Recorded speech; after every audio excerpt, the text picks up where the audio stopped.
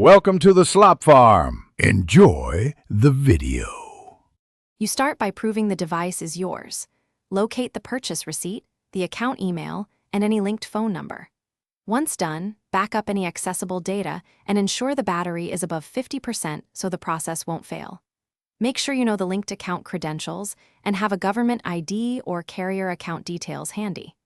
These prerequisites speed up official recovery or reset so you can proceed without delays and avoid unauthorized methods. Proceed with the legitimate reset options. First, attempt account recovery using the provider's password reset flow.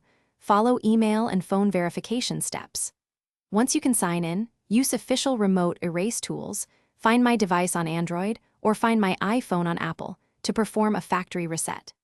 If the device is activation locked or reset protection is active and you cannot clear it, contact the carrier or manufacturer with proof of ownership. They have authorized processes to remove locks after verification.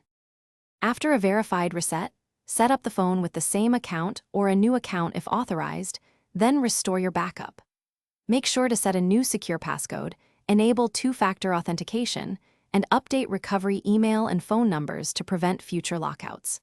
If activation lock or verification errors remain, escalate to carrier or manufacturer support and present your purchase receipt and ID.